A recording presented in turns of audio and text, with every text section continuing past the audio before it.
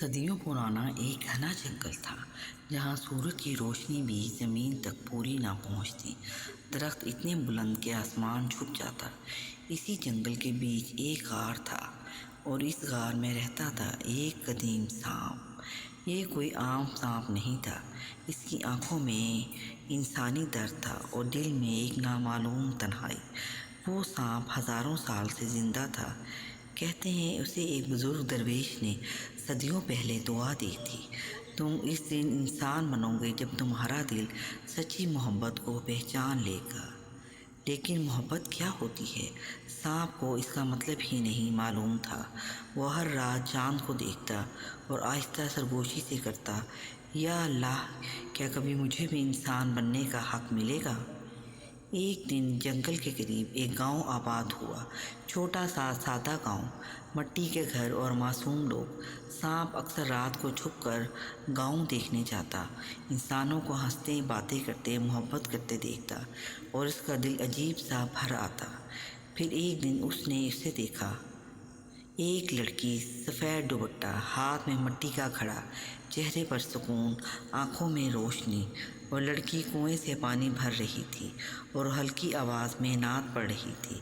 سانپ پہلی بار ساکت رہ گیا۔ یہ کیا احساس ہے؟ اس کا دل زور زور سے دھڑکنے لگا۔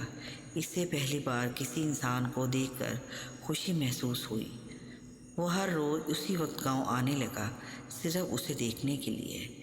اس لڑکی کا نام تھا نورین۔ دن گزرتے گئے، سانپ کو نورین سے محبت ہو گئی۔ لیکن وہ سانپ تھا، وہ انسان کیسے بنتا؟ وہ اس سے بات کیسے کرتا؟ ایک رات وہ غار میں بہت رویا، پھر آسمان کی طرف دیکھ کر بولا، یا اللہ، اگر یہ محبت سچی ہے تو مجھے انسان بنا دے۔ میں اسے کبھی تکلیف نہیں دوں گا، بس اس کے قریب رہنا چاہتا ہوں۔ رات گہری ہوئی، اچانک غار میں روشنی پھیل گئی۔ ایک آواز آئی، محبت صرف چاہنے کا نام نہیں، قربانی کا نام ہے، تمہیں امتحان دینا ہوگا۔ سانپ نے سر جھکا دیا، میں تیار ہوں۔ تم انسان تب بنو گے جب تم اس لڑکی کی خوشی کے لیے اپنی خواہش قربان کرو گے۔ اگر اس کی خوشی کسی اور میں ہوئی تو تمہیں پیچھے ہٹنا ہوگا۔ یہ کیسا امتحان تھا، محبت بھی اور قربانی بھی۔ اس نے آہستہ سے کہا، اگر یہی اس کی خوشی ہے تو میں قبول کرتا ہوں۔ اچانک اس کا جسم چمکنے لگا اور وہ پہلی بار ایک نوجوان انسان میں بدل گیا۔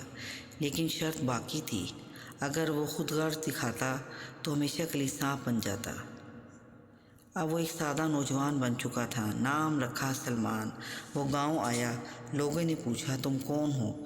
اس نے جواب دیا، میں مسافر ہوں، کام کی تلاش میں آیا ہوں۔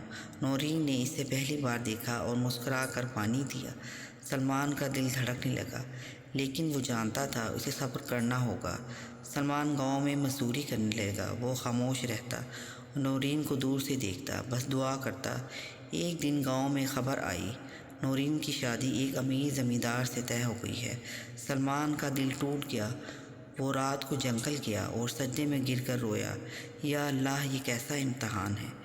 پھر اسے شرط یاد آئی، اس کی خوشی پہلے۔ وہ خاموشی سے واپس لوٹ آیا۔ شادی کے دن نورین کی آنکھوں میں آنسو تھے۔ سلمان نے ہمت کر کے پوچھا، کیا تم خوش ہو؟ نورین نے آہستہ کہا، میں مجبور ہوں، میرے والد بیمار ہیں، قرض ادا کرنا ہے۔ سلمان ساکت رہ گیا، یہ محبت نہیں، مجبوری تھی۔ اس نے دل میں فیصلہ کیا۔ رات کو سلمان زمیندار کے پاس گیا اور اپنی ساری کمائی، حتیٰ کہ جنگل سے لائے قیمتی جواہرات بھی دے دیے۔ یہ قرض ادا ہو گیا، نورین آزاد ہے۔ زمیندار حیران رہ گیا اور رشتہ ختم کر دیا۔ سلمان نے کسی کو سچ نہ بتایا اور خاموشی سے گاؤں چھوڑنے لگا۔ جیسے ہی وہ جنگل کے قریب پہنچا، آسمان روشن ہو گیا، زمین کانپنے لگی۔ وہی آواز گونجی، تم نے اپنی محبت سے زیادہ اس کی خوشی کو جیا، آج تم مکمل انسان بن گئے ہو۔ سلمان کی آنکھوں سے آنسو بہنے لگے، اب وہ ہمیشہ کے لیے انسان تھا۔ اچانک پیچھے سے آواز آئی، سلمان رک جاؤ۔